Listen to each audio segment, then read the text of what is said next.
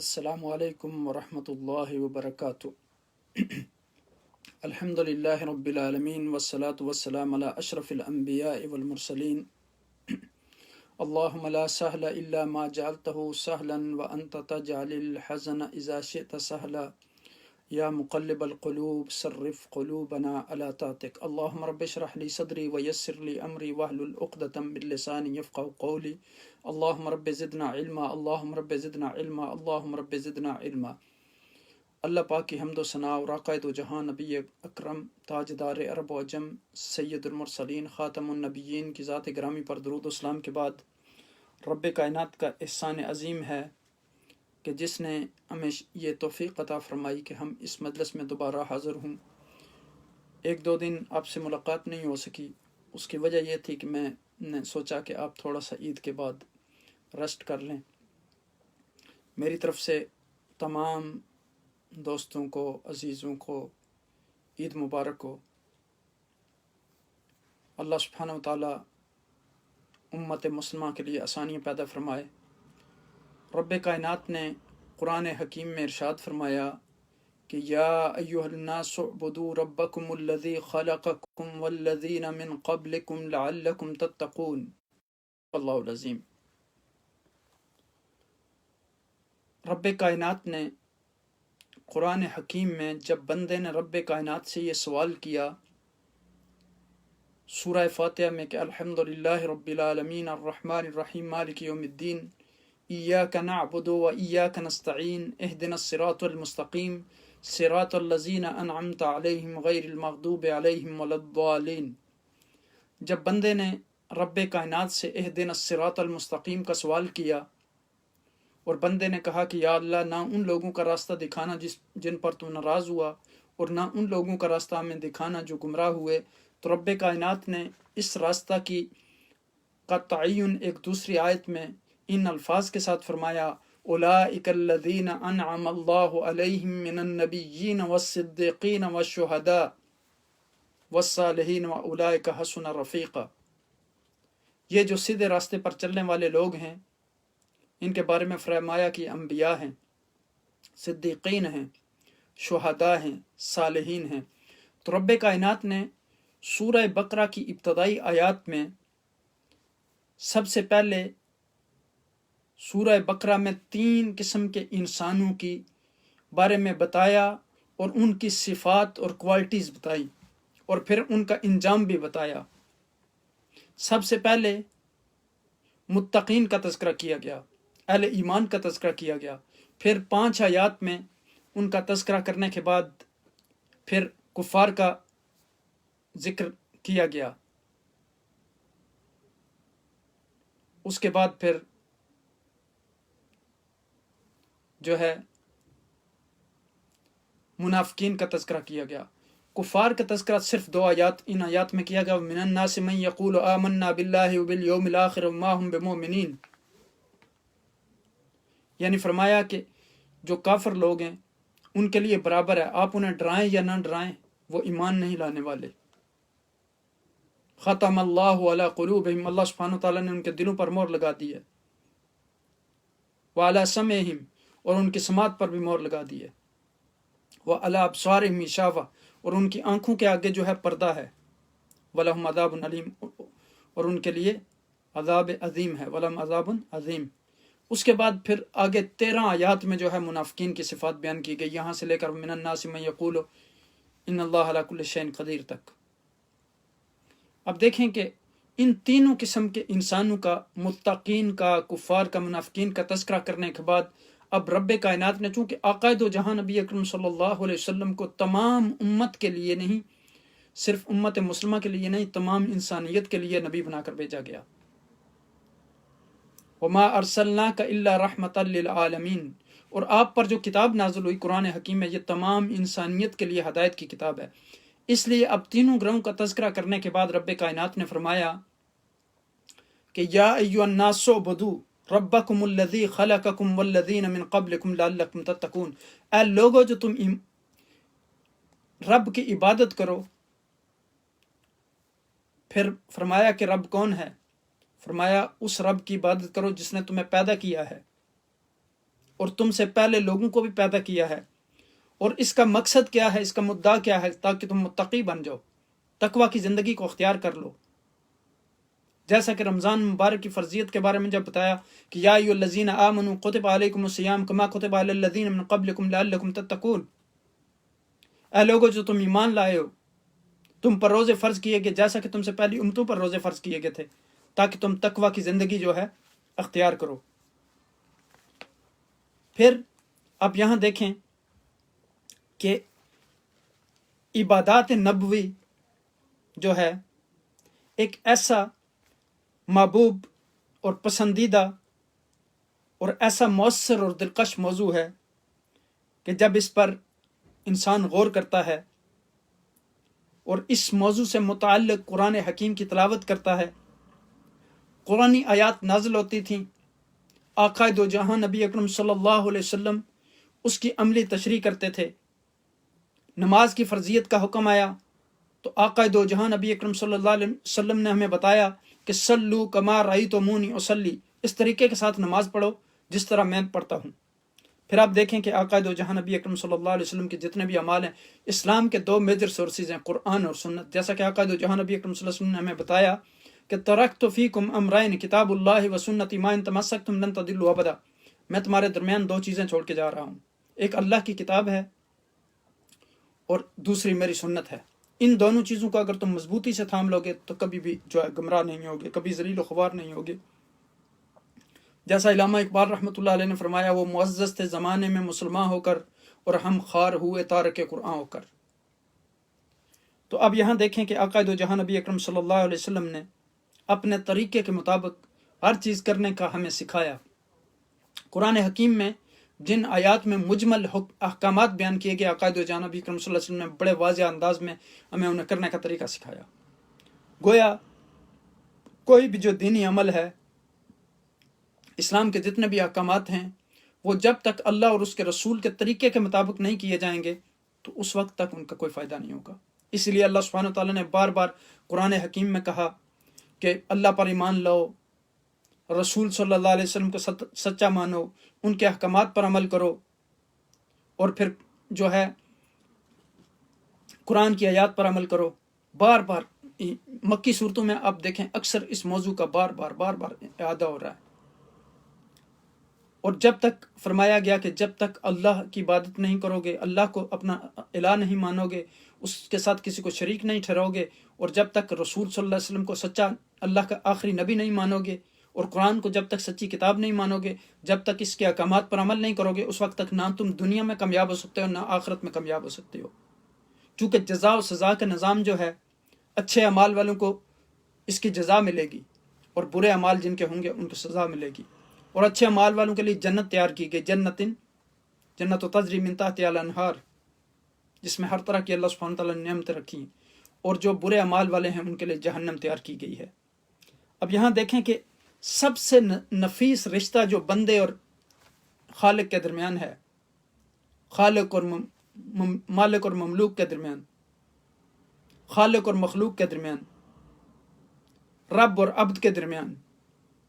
رازق اور مرزوق کے درمیان، وہ یہی عبد کا رشتہ ہے۔ یعنی یہ اتنا نفیس رشتہ ہے، یعنی عبد و معبود کا جو رشتہ ہے، کہ مالک و مملوک، حاکم و محکوم، ساجد و مسجود کے درمیان، ان تمام رشتوں سے زیادہ نفیس رشتہ ہے اور سب سے زیادہ محبوب رشتہ ہے جس کو اللہ سبحانہ وتعالیٰ پسند فرماتے ہیں۔ اب دیکھیں کہ آقا دو جہاں نبی اکرم صلی اللہ علیہ وسلم کے لیے یہ وصف استعمال کیا گیا کہ سبحان الذی اسری بعبدہ لیلا من المسجد الحرام الی المسجد الاقصی الذی بارکنا حولہ لنریہ من آیاتنا انہ هو السمیع العلیم۔ تو یہ یہاں دیکھیں کہ آقا دو جہاں نبی اکرم صلی اللہ علیہ وسلم کے بارے میں فرمایا گیا کہ پاک ہے وہ ذات جو اپنے عبد کو، اپنے بندے کو راتوں رات مسجد حرام سے مسجد اقصی لے گئی، اور پھر اس زمین کی طرف جو مبارک ہے، جس کے ارد گرد ہم نے برکت رکھی ہے تاکہ ہم اپنی نشانیاں ان کو دکھائیں۔ پھر آپ دیکھیں کہ آگے فرمایا گیا کہ آقا دو جہاں نبی اکرم صلی اللہ علیہ وسلم کے بارے میں آپ کی معراج کا جہاں تذکرہ ہے تو وہاں پھر فرمایا گیا کہ قاب قوسین او ادنا فاوحا الی عبدہ ما اوحا، وہاں پھر عبد کا لفظ استعمال کیا گیا سورہ نجم میں. پھر آگے سورہ فرقان میں آیا کہ وعباد الرحمن الذین یمشون علی الارض ہونا، یہ مومنین کی صفت بیان کی گئی کہ الرحمن کے جو بندے ہیں وہ زمین پر تواضع کے ساتھ چلتے ہیں، تکبر اور غرور ان کا شیوا نہیں ہوتا. جس طرح کہ آقا دو جہاں نبی اکرم صلی اللہ علیہ وسلم نے فرمایا من تواضع للہ رفعہ اللہ، جو اللہ سبحانہ وتعالیٰ کے لیے تواضع اختیار کرتا ہے، رب کائنات جو ہے اسے اور بلندیاں عطا کرتے ہیں، اس کو بلند مقام عطا کرتے ہیں. اب دیکھیں کہ شیطان جو ہے وَإِذْ قَالَ رَبُّكَ لِلْمَلَائِكَةِ اسْجُدُوا لِآدَمَ فَسَجَدُوا إِلَّا إِبْلِيسَ أَبَىٰ وَاسْتَكْبَرَ وَكَانَ مِنَ الْكَافِرِينَ. کیوں؟ تکبر کی بنیاد پر. کہا کہ اے رب تو نے مجھے آگ سے پیدا کیا ہے اور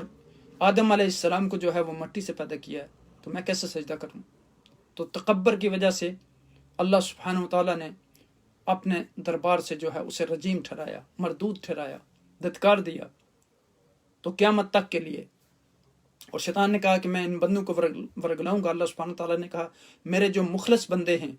ان کے اوپر تمہارا کوئی بس نہیں چلے گا سوائے اس کے کہ جو تمہارے ساتھ چلیں گے تو پھر میں ان سے اور تم سے جہنم کو بھر دوں گا. جس طرح پھر سورہ زمر میں فرمایا آیت نمبر 53 میں یا عبادی الذین اسرفوا علی انفسہم لا تقنطوا من رحمت اللہ ان اللہ یغفر الذنوب جميعا انہ هو الغفور الرحیم. اے میرے بندو جنہوں نے اپنے اوپر ظلم کیا ہے، زیادتی کی ہے، خطائیں کی ہیں، جرائم کیے ہیں، گناہ کیے ہیں، تم اللہ کی رحمت سے مایوس مت ہونا، اللہ تمہارے تمام جو گناہ ہے وہ معاف فرما دے گا. پھر آگے اب دیکھیں کہ انسان کی تخلیق کا مقصد بیان کرتے ہوئے فرمایا وما خلقت الجن والانس الا لیعبدون، انسانوں اور جنوں کو نہیں پیدا کیا گیا سوائے اس کے کہ وہ اللہ کی عبادت کریں. اب دیکھیں کہ پھر ہم یعنی جب ہم ثنا کے بعد یہ کلمہ تلقین فرماتے ہیں اشہد ان لا الہ الا اللہ واشہد ان محمدا عبدہ ورسولہ، تو عبد اور معبود کا اور خالق اور مخلوق کا یہ جو رشتہ ہے اس سے زیادہ نفیس کوئی رشتہ نہیں ہے. یعنی بندہ جب محسوس کرتا ہے کہ میں اس کا عبد ہوں، اس کی بارگاہ میں اپنے آپ کو جھکا لیتا ہے اور یہ اس بات کا اقرار کرتا ہے، جب اللہ کا کوئی حکم آتا ہے تو کہتا ہے سمعنا و اطعنا، جب اللہ کا کوئی حکم آتا ہے تو کہتا ہے اسلمت لرب العالمین، کہتا ہے کہ میں نے سنا اور میں نے عمل کیا، میں نے اپنے آپ کو رب کائنات کے سامنے جو ہے سرنڈر کر دیا، جھکا دیا. پھر بندہ اس مرتبے پر پہنچ جاتا ہے ان صلاتی و نسقی و محیای و مماتی للہ رب العالمین. پھر بندہ کہتا ہے میری نماز، میرا روزہ، میری قربانی، میری ہر چیز اللہ کے لیے ہے. پھر اس کا اٹھنا بیٹھنا چلنا پھرنا اوڑھنا بچھونا جو ہے وہ دین کے لیے ہوتا ہے، اللہ کی رضا کے لیے ہوتا ہے. پھر وہ کہتا ہے لا مقصود الا اللہ لا مطلوب الا اللہ، ہر حال میں اسے اللہ کی رضا مقصود ہوتی ہے. اور یہی مقصود تقوی کا ہے. تقوی سے مراد یہ ہے کہ انسان جب تقوی کی زندگی اختیار کر لے گا تو اس کو اللہ کی قربت نصیب ہوگی، وہ اللہ کے احکامات جس کے کرنے کا حکم دیا وہ کرنے والا بن جائے گا اور جہاں رک جانے کا حکم دیا وہاں رک جائے گا. جیسے تقوی کی سب سے جامع اور معنی تعریف جو میری نظر میں گزری وہ سیدنا علی بن ابی طالب رضی اللہ تعالیٰ عنہ نے فرمائی. آپ نے فرمایا کہ there are 4 elements of taqwa: الخوف من الجلیل والعمل بالتنزیل والرضا بالقلیل والاستعداد لیوم الرحیل. تقوی فرمایا یہ ہے کہ انسان اللہ سے ڈرنے والا بن جائے، اللہ کی آیات پر عمل کرنے والا بن جائے، اور پھر تھوڑا یہ بہت جو بھی اللہ سبحانہ تعالیٰ نے اس کو رزق دیا ہے اس پر قانع ہو جائے، رب کی ذات سے شکوہ نہ کرے. اور چوتھی بات یہ بیان فرمائی کہ یہاں زندگی میں رہ کر وہ موت کی تیاری کرنے والا بن جائے.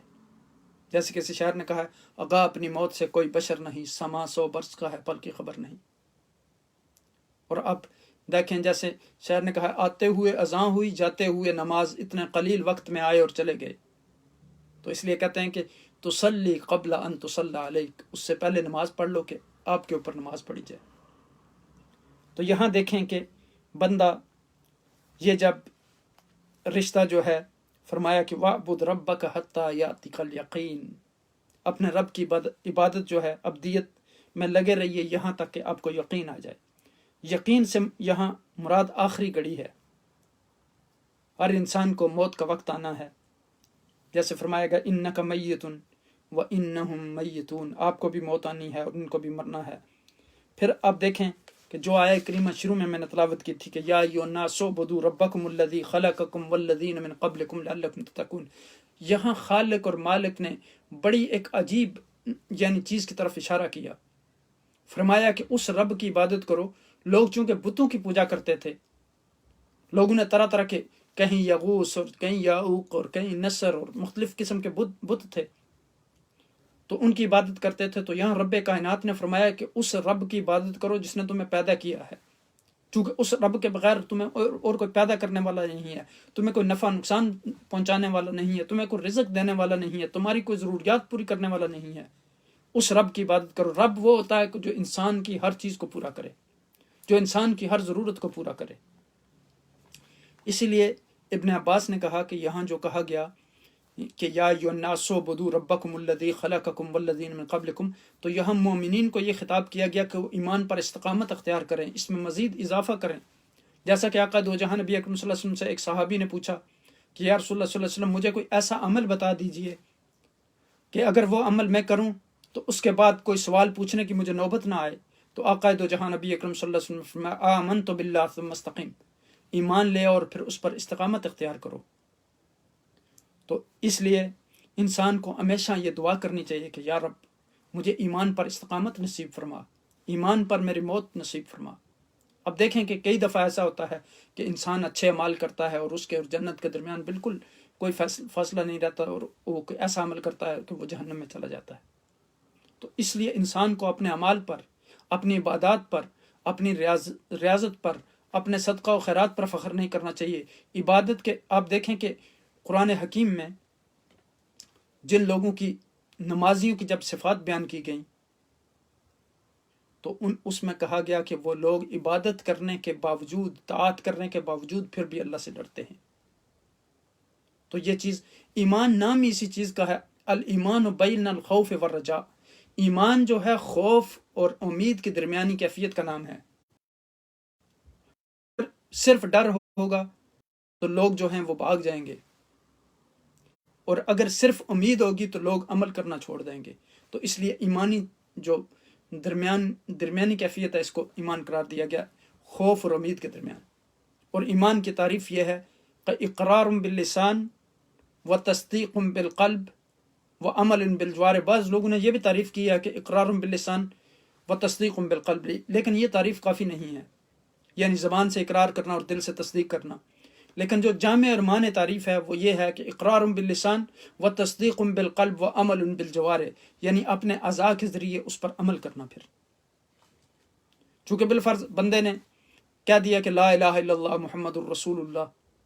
کہ اللہ کے سوا کوئی معبود نہیں، محمد صلی اللہ علیہ وسلم اللہ کے رسول ہیں، اور اس کے بعد دل سے بھی اس کی تصدیق کر دی، لیکن جو فرائض، جو واجبات اس کے اوپر، اس کے بعد نماز پڑھنا، زکوٰۃ دینا، روزہ رکھنا، حج رکھنا کرنا، تو یہ جو ہیں ساری عبادات اگر وہ ان اعضاء کے ذریعے نہیں کرے گا تو ایمان اس کا کمپلیٹ نہیں ہوتا۔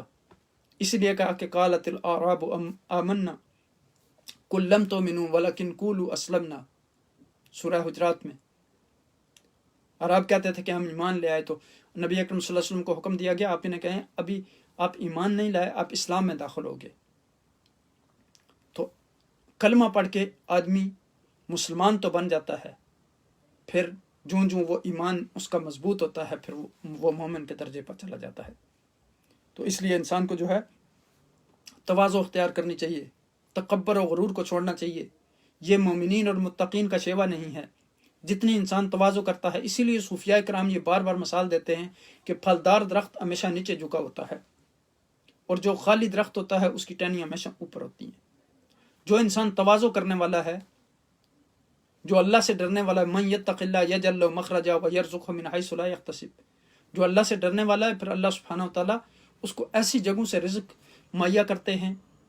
کہ اس بندے کا وہم و گمان بھی نہیں ہوتا۔ اس لیے امام شافعی نے رحمۃ اللہ علیہ نے اس آیت کی شاید یہ یعنی تفسیر بیان کی ہے اپنے اشعار میں، کہا کہ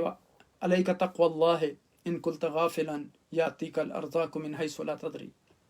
کہ تمہارے اوپر تقوی لازم ہے، اگر تم اس سے غافل ہو پھر تمہیں رزق ایسی جگہوں سے آئے گا کہ جہاں تمہیں وہم و گمان بھی نہیں ہوگا۔ تو یہاں آپ دیکھیں کہ عبادت کے لغوی معنی جو ہیں وہ کیا ہیں۔ عبادت کا لفظ جب ہم استعمال کرتے ہیں تو اس سے کیا مراد لیتے ہیں؟ ضرورت اس بات کی ہے کہ ہم اس لفظ کے لغوی معنی اور شرعی معنی کو اچھی طرح سمجھیں۔ یعنی آپ دیکھیں کہ پھر ہمیں معلوم ہو جائے گا کہ حضور نبی اکرم صلی اللہ علیہ وسلم نے اب عبادت کی حقیقتیں کیا فرمائی ہیں، کیا شکلیں بیان کی ہیں، اور آپ نے اس کی عملی تشریح جو ہے وہ کیسے فرمائی ہے، اور پھر ہم حضور نبی اکرم صلی اللہ علیہ وسلم کے اسوہ کو اختیار کرتے ہوئے آپ صلی اللہ علیہ وسلم کے طریقے پر عبادت کر سکیں گے، چونکہ اللہ سبحانہ و تعالیٰ نے ہمیں حکم دیا لَقَدْ كَانَ لَكُمْ فِي رَسُولِ اللَّهِ أُسْوَةٌ حَسَنَةٌ، ہمارے لیے رول ماڈل جو ہیں وہ حضور نبی اکرم صلی اللہ علیہ وسلم کی ذات ہے ہر چیز میں۔ اب دیکھیں کہ عبادت کا لفظ جو ہے یہ خالص عربی زبان کا لفظ ہے۔ یہ لفظ اسلام سے پہلے بھی استعمال ہوتا تھا۔ جاہلیت کے زمانے میں اس لفظ کا استعمال کیا جاتا تھا۔ عبد کے معنی ہے غلام، اور طریق المعبد اس راستے کو کہتے ہیں جو پختہ راستہ ہو، جو پٹا پٹایا اور ہموار ہو، جس پر خوب چلا جاتا ہو۔ اور بیر معبد اس اونٹ کو کہتے ہیں جن کو خدمت میں استعمال کیا جائے اور اس کو استعمال کر کر کے اس خدمت کا عادی بنا دیا جائے۔ پھر آخری درجہ کی پستی اور ذلت جو ہے، یہی سے عبادت کے اندر معنی پیدا ہوئے، انکساری کے، غائب درجہ کی ذلت اور پستی کے۔ یعنی جس طرح فرمایا گیا کہ عبادت یہ ہے کہ غایت الخضوع والتذلل للہ تبارک و تعالی، یعنی آخری درجے کی عاجزی اور انکساری اور ذلت و پستی جو اللہ تعالیٰ کے لیے اختیار کی جائے۔ عبادت کا یہ وہ مفہوم ہے جس کو مختلف مفسرین نے، مختلف محققین نے، مختلف محدثین نے بیان کیا، مختلف اہل لغت نے بیان کیا۔ عبادت کے معنی غایت الخضوع و غایت التذلل کے ہوتے ہیں، یعنی آخری درجہ کی، انتہائی درجے کی عاجزی، مسکنت، بیچارگی اور ذلت اللہ کے سامنے اور اللہ کے لیے اختیار کی جائے، اللہ سبحانہ و تعالیٰ کے احکام کے سامنے جھکا جائے، ہر حکم پہ کہا جائے کہ اسلمت لرب العالمین، ہر حکم پہ کہا جائے کہ وہ سمعنا واطعنا، ہم نے سنا اور عمل کیا، ہم نے اللہ سبحانہ و تعالیٰ کے سامنے اپنے آپ کو سپرد کر دیا۔ اب ہم اپنی زندگی اللہ اور اس کے رسول کے احکامات کے مطابق گزاریں گے، قرآنی آیات کے مطابق گزاریں گے، جس طرح کہ صحابہ کرام کی زندگی کا ایک ایک لمحہ جو تھا وہ اسوہ رسول صلی اللہ علیہ وسلم کے مطابق تھا۔ پھر عبادت صرف اللہ کی ہے، اللہ کے سوا کوئی عبادت کے لائق نہیں ہے، جیسے علامہ آلوسی رحمۃ اللہ علیہ نے فرمایا کہ کیونکہ عبادت آخری درجے کی ذلت اور خضوع کو کہا جاتا ہے، اور اس آخری درجے کے خضوع و انقیاد کا حق جو ہے وہ صرف اللہ تعالیٰ کو ہے، اللہ کے سوا اس کا کوئی مستحق نہیں ہے۔ عبادت صرف اللہ کی ہو سکتی ہے، اللہ کی ذات کے علاوہ کوئی اور عبادت کا مستحق نہیں ہے۔ جیسے سورہ فاتحہ میں بھی آپ دیکھیں لفظ عبادت آیا۔ عبادت کا یہ مفہوم فی الحقیقت قرآن پاک کی آیات سے ہی ماخوذ ہے۔ قرآن پاک کی سب سے پہلی سورت جس کو سورہ فاتحہ کہا جاتا ہے، قرآن کی اوپننگ، قرآن کی کتاب کا دیپاچہ، قرآن کا مقدمہ، جس میں پورے قرآن کا خلاصہ بیان کر دیا گیا۔ سورہ فاتحہ کا خلاصہ بسم اللہ میں ہے، اور پورے قرآن کا خلاصہ جو ہے جتنے بھی موضوعات ہیں وہ سورہ فاتحہ میں ہے۔ تو اب دیکھیں کہ یہ سورہ فاتحہ قرآن کا مقدمہ بھی ہے، قرآن کی تمہید بھی ہے، مضامین قرآن کو اس میں سمیٹ دیا گیا ہے۔ جس طرح ہمارے عام مثال ہے کہ دریا کو کوزے میں بند کر دینا، اس صورت میں بندے کی زبان سے کلوایا گیا الحمدللہ رب العالمین الرحمن الرحیم مالک یوم الدین ایاک نعبد و ایاک نستعین، اے پروردگار، اے مالک، ہم تیری بندگی کرتے ہیں اور تجھ سے ہی مدد مانگتے ہیں۔ عبادت کے لائق جس طرح کوئی اور ہستی نہیں ہے، اسی طرح ہم کسی اور سے مدد بھی یا الہی نہیں مانگ سکتے، تیرے علاوہ ہماری کوئی مدد نہیں کر سکتا۔ جو عبادتی سے جمع نعبدو جو ہے یہ جمع متکلم کا صیغہ ہے، اس میں اس مفہوم کو بندوں کی زبان سے ادا کروایا گیا کہ اللہ، اے رب کائنات، اے مالک، ہم تیرے سامنے ایک عاجز غلام کی حیثیت رکھتے ہیں اور تیری بندگی کا قلادہ اپنے گلے میں ڈالا ہے۔ اے رب کائنات، تو ہماری اس چیز کو قبول فرما لے۔ اس لیے رب کائنات نے انسان کی تخلیق کا مقصد، جن و انس کی تخلیق کا مقصد بیان کرتے ہوئے فرمایا وَمَا خَلَقْتُ الْجِنَّ وَالْإِنسَ إِلَّا لِيَعْبُدُونَ، ہم نے نہیں پیدا کیا جنوں اور انسانوں کو سوائے اس کے کہ وہ اللہ کی عبادت کریں۔ پھر آپ یہاں دیکھیں کہ آگے جو ہے علامہ ابن کثیر نے عبادت کے لفظ میں غایت خضوع کے ساتھ کہا کہ غایت محبت کے بھی معنی ہیں، یعنی اللہ کی اطاعت میں بے پناہ محبت کے جذبہ سے، اور اللہ کی اطاعت صرف اس حیثیت سے نہیں کہ وہ حاکم ہے، وہ جبار ہے، وہ قاہر ہے، اس حیثیت سے نہیں کہ اس کی گرفت بڑی ہے، سخت ہے انسانوں پر، صرف اس حیثیت سے ہم اس کی عبادت نہیں کریں گے تو وہ ناراض ہو جائے گا، صرف اس حیثیت سے نہیں کہ خدا تعالیٰ اس کائنات کا مکمل اختیار اور تصرف رکھتے ہیں، اس لیے چاروں نجار ہم اس کے سامنے جھکنا ہی ہے، مجبور ہیں، بلکہ اس سے ہٹ کر اللہ کی بے پناہ محبت کے ساتھ اس کی اطاعت و بندگی کی جائے، اس محبت کی بنیاد پر اس کے سامنے سر جھکایا جائے۔ یہ عبادت کی روح اور عبادت کی جان ہے۔ یہ امام ابن کثیر رحمۃ اللہ علیہ نے بڑی خوبصورت نقطہ یہاں بیان کیا کہ اللہ کی عبادت، ایک جب بندہ اللہ کے سامنے کھڑا ہوتا ہے تو ایک طرف تو وہ اپنی ذلت اور مسکنت اور عاجزی کا اظہار کرتا ہے، دوسرا اپنی محبت کا اظہار کرتا ہے، یعنی وہ بندہ اللہ کی محبت جو ہے کے ساتھ عبادت کرتا ہے، نفرت کے ساتھ عبادت نہیں کرتا۔ تو یہاں دیکھیں کہ اس سے معلوم ہوتا ہے کہ اللہ سبحانہ وتعالیٰ کے علاوہ ہمارا کوئی خالق نہیں ہے، مالک نہیں ہے۔ یہ جتنی بھی اللہ سبحانہ وتعالیٰ کی وحدانیت پر اور ربوبیت پر اور قدرت کاملہ پر دلائل ہیں قرآن میں بار بار، خاص کر مکی صورتوں اس سے بری ہوئی ہیں ان دلائل سے، کہیں زمین و آسمان کا تعلق ہے، کہیں چاند و ستاروں کا تعلق ہے، کہیں ان موضوعات کے علاوہ پہاڑوں کا بیان کیا گیا، کہیں باغات کا بیان کیا گیا، کہیں پھلوں اور نباتات کا تذکرہ کیا گیا اور بتایا گیا کہ یہ وہی ہے جو سب چیزیں پیدا کرتا ہے، ساری کائنات کی چیزوں کو مسخر کرنے والی ذات وہی رب کی ہے، اس لیے عبادت بھی اسی کی کرنی چاہیے۔ اسی لیے رب کائنات نے فرمایا یا ایھا الناس اعبدوا ربکم الذی خلقکم والذین من قبلکم لعلکم تتقون، اس رب کی عبادت کرو جس نے تمہیں پیدا کیا اور تم سے پہلے لوگوں کو بھی پیدا کیا، وہ تمہارا بھی خالق ہے اور تم سے پہلے لوگوں کا بھی خالق ہے۔ اور پھر اللہ کی عبادت جو ہے، اللہ کا جو ذکر ہے، اس کے بارے میں فرمایا الا بذکر اللہ تطمئن القلوب، اللہ کے ذکر سے دلوں کو تسکین حاصل ہوتی ہے۔ اسی لیے آقا دو جہاں نبی اکرم صلی اللہ علیہ وسلم نے فرمایا لا یزال لسانک رطب من ذکر اللہ، آپ کی زبان ہر وقت اللہ کے ذکر سے تر رہنی چاہیے، دن رات اللہ کا ذکر، اٹھتے ہوئے، بیٹھتے ہوئے، چلتے ہوئے، پھرتے ہوئے، لیٹتے ہوئے،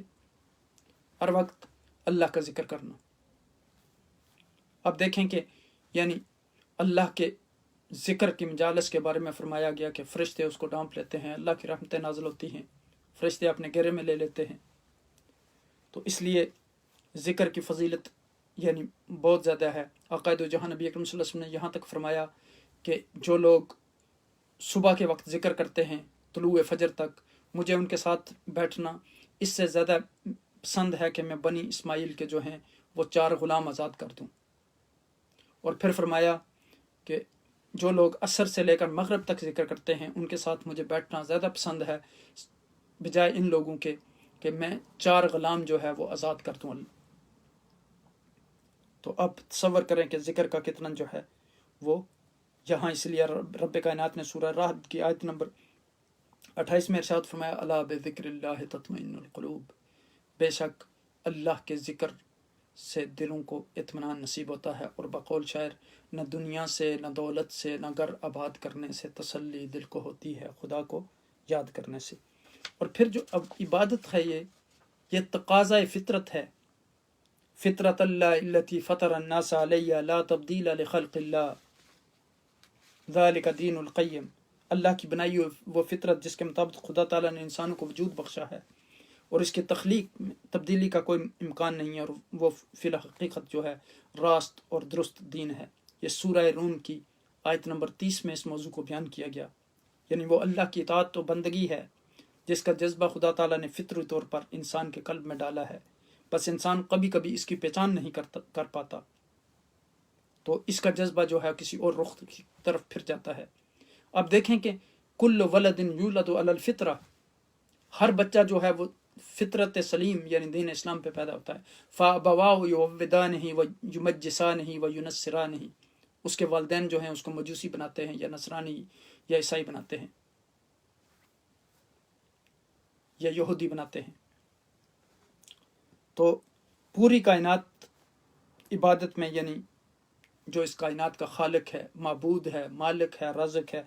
اسی کی عبادت کرتی ہے، بلکہ کائنات کی ہر چیز اللہ سبحانہ تعالیٰ کو سجدہ کرتی ہے۔ جیسے سورہ بقرہ میں کہا کہ وَلَهُ أَسْلَمَ مَنْ فِي السَّمَاوَاتِ وَالْأَرْضِ كُلٌّ لَهُ قَانِتُونَ، آسمان اور زمین میں جتنی بھی مخلوقات ہیں سب کی سب اسی کی مطیع و فرمانبردار ہیں۔ اور پھر دوسری جگہ میں سورہ بنی اسرائیل کی آیت نمبر 44 میں فرمایا گیا وَإِنَّ مِن شَيْءٍ إِلَّا يُسَبِّحُ بِحَمْدِهِ وَلَكِن لَّا تَفْقَهُونَ تَسْبِيحَهُمْ إِنَّهُ كَانَ عَلِيمًا غَفُورًا، ہر چیز اللہ کی پاکی بیان کر رہی ہے اور اللہ کی حمد و ثنا میں مشغول ہے، لیکن اے انسانوں تم ان کی تسبیح کو سمجھتے نہیں۔ اب جو چیزیں زبان سے کہہ سکتی ہیں وہ زبان کے ساتھ بھی کہتی ہیں اور حال کے ساتھ بھی کہتی ہیں، اور جو زبان جن کو اللہ نے عطا نہیں کی وہ حال کے ساتھ بیان کر رہی ہیں کہ ہمارا خالق ایک ہے، ہمارا مالک ایک ہے، ہمارا رازق ایک ہے۔ تو یہاں پھر اب دیکھیں کہ انسان کو ہر وقت اللہ سبحانہ و تعالیٰ کی تسبیح کرنی چاہیے، تحمید کرنی چاہیے، عبادت کرنی چاہیے، اس میں خشوع و خضوع آنا چاہیے، اس میں اخلاص ہونی چاہیے، اور عبادات کو جس طرح اللہ سبحانہ و تعالیٰ نے ہمیں حکم دیا رسول کے طریقے کے مطابق ان کو جو ہے وہ ادا کرنا چاہیے۔ انشاءاللہ ہم اس موضوع کو اگلی نشست میں مکمل کریں گے۔ اللہ سبحانہ و تعالیٰ سے دعا ہے کہ ہمیں ان احکامات پر عمل کرنے کی توفیق عطا فرمائے اور ہمیں سچا اور پکا نمازی بنائے۔ ہم انشاءاللہ جلدی سے رقیہ شریعہ پڑھ لیتے ہیں، اس کے بعد دعا کی طرف آتے ہیں۔ اللہم صلی علی سیدنا محمد وعلی آل سیدنا محمد کما صلیت علی سیدنا ابراہیم وعلی آل سیدنا ابراہیم وبارک علی سیدنا محمد وعلی آل سیدنا محمد کما بارکت علی سیدنا ابراہیم وعلی آل سیدنا ابراہیم فی العالمین انک حمید مجید۔ اللہم صلی علی سیدنا محمد الفاتح لما اغلق والخاتم لما سبق ناصر الحق بالحق والہادی الی صراطک المستقیم وعلی آلہ وصحبہ حق قدر مقدار العظیم۔ وننزل من القرآن ما هو شفاء ورحمة للمؤمنين